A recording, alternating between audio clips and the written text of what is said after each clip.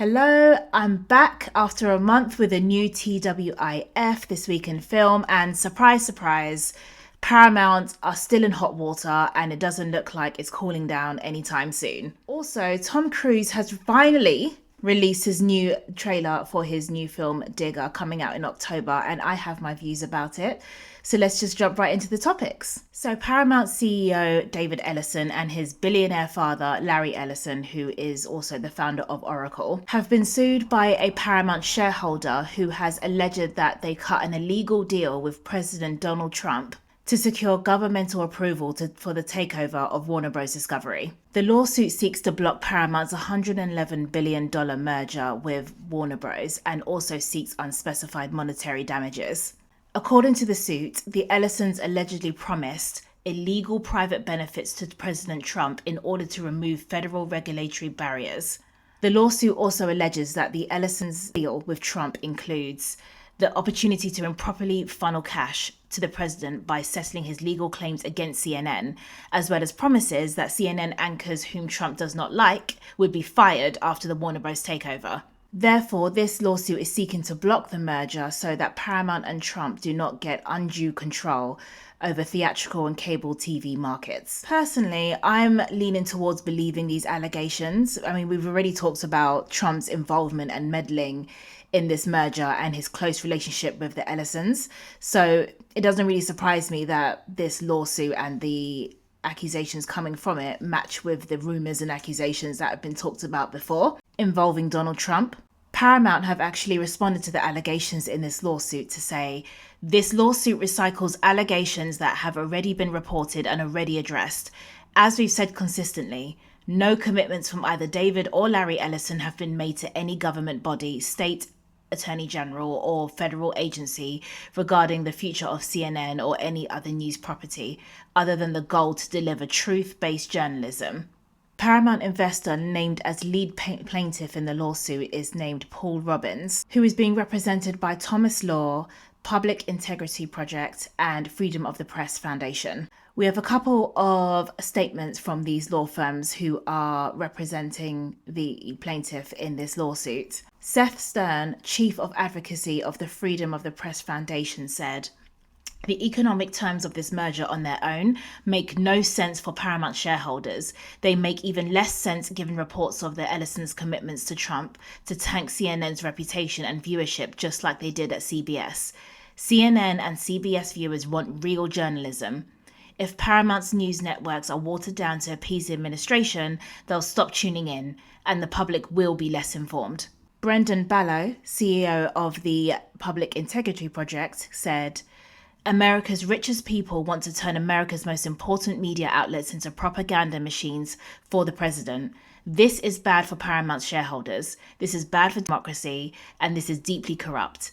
This case is about exposing and stopping that corruption." I definitely feel there's some type of corruption happening here, and I will certainly be following the outcome of this lawsuit and the number of other lawsuits Paramount has found themselves in. But let me know what you think. Do you think there's any merit to this new lawsuit and all the others that have come before it, or do you think it's all just going to be thrown out? While we're on the topic of lawsuits, we have an update of a previous lawsuit against Paramount. You may or may not remember, because there are several lawsuits going on against Paramount at the moment, that there are a number of US states that are suing Paramount in order to block the merger. I talked about this about 2 to 3 videos ago in early June. It turns out that this case has been reassigned to a new judge. Her name is Judge Araceli Martinez Alguin. Judge P. Casey Pitts was originally assigned the case. However, Paramount filed a motion to recuse this judge off the case, accusing them of having some certain bias due to the involvement with the Writers Guild of America. The Writers Guild of America actually filed a separate suit in order to block the merger. So in Paramount's perspective, they're thinking this is not a good judge to have because they really don't like us. Paramount's legal team had requested that this case will be reassigned to Judge Martinez Alguin due to the fact that she's actually already working on a previous case against Paramount that's been filed by Paramount subscribers. I talked about that lawsuit also. You can check out that video with the title as shown on screen. The benefit of this reassigned judge is the fuller context that she already has on this case, seeing that she's overseeing a different case to do with Paramount, and also the fact that she doesn't seem to be compromised with the Writers Guild of America, who is already filing a separate motion on behalf of a plaintiff against Paramount. California Attorney General Rob Bonta led the state coalition against Paramount in filing the suit and said, "We like that judge. The fact that the judge is already up to speed, is thinking about this, thinking about its impacts, we like that." So let's see if it works in the plaintiff's favor. So as a result of all these lawsuits, Paramount CEO David Ellison is being encouraged by friends and advisors to actually move his business out of state, out of California. No decision has been made yet, but under the current deal, Paramount has committed to keeping both companies, both Paramount and Warner Bros., in California. It sounds like the friends and advisors are telling David Ellison to run away. I'm only joking, but yeah, it looks like perhaps a move out of state might quieten down the noise a little bit. We'll see. In other news, Letterboxd, the popular film review social network, is looking to be bought. Letterboxd owners have held early talks with some potential buyers, including Netflix, Paramount, co-creator of Reddit, Alexis Ohanian, private equity firm TPG, and Sony Entertainment Pictures. In a statement, a Letterboxd representative said, "As Letterboxd has grown, it's natural there will be interest in what we do next. There's nothing specific for us to share at this time. Any decision about Letterboxd's future would involve the founders." There is a bit of a clash here, raising questions around whether some of these companies would give preference to their own film titles if they were to own Letterboxd. For example, Netflix, Sony, and Paramount. The Letterboxd sales process is being handled by a merchant bank called LionTree, which has been floating a valuation sum of $250 million.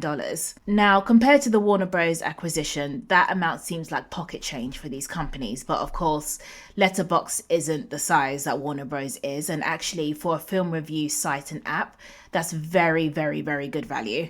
Netflix, Sony, and Paramount have declined to comment at this stage. However, users have not taken this news very well. We have one saying, "This is very painful. Letterboxd is the best tool to find movies. I don't want any big corporation to mess with that.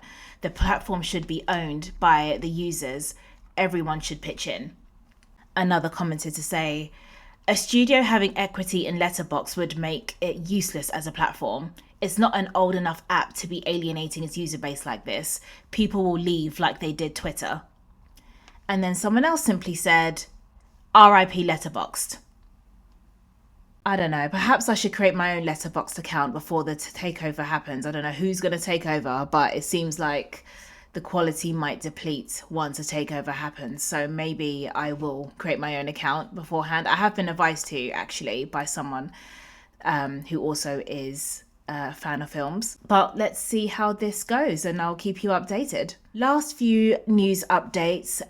Digger, Tom Cruise's new film, has finally released its official trailer. And my first initial reaction is that it looks like it's going to be funny and entertaining. They've really transformed Tom's look in this, although they haven't transformed it to the point where he's unrecognizable. You can still very much see this is Tom Cruise, but he takes on a whole different character and personality in this film, as you can tell from the trailer, and I'm so excited to see how he pulls this off. The cast looks great, and I think the storyline is going to keep me hooked.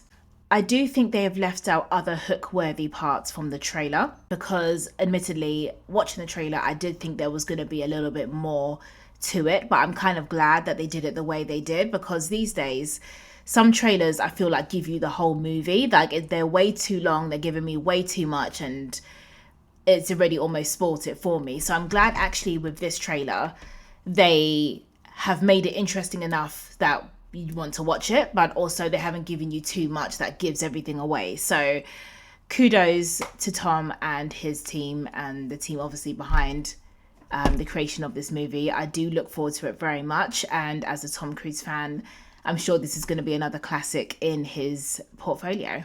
We've also heard that The Batman 2 has a new release date. The initial release date was going to be October 2027 next year, but the new date is now February 2028. which is sad for me because I'm still so excited for this film. I love the Batman. Robert Pattinson, I think, did an amazing job, and I've been waiting for the second one to come out. So this has its date pushed out a bit, but hopefully that means it's just going to be even more epic. That's all I have for TWIF this week in film. It's good to be back after a few weeks. If you've seen one of my latest videos, you would know that I was away in Texas for the World Cup, and I had a fantastic time, and I managed to film the hotel that I stayed in and do a review on it. So if you want to check that out, if that's your kind of content and you like a little bit of staycation content, you can check out my hotel review of where I stayed for that. Let me know what you thought of today's topics, and I will see you in the comments.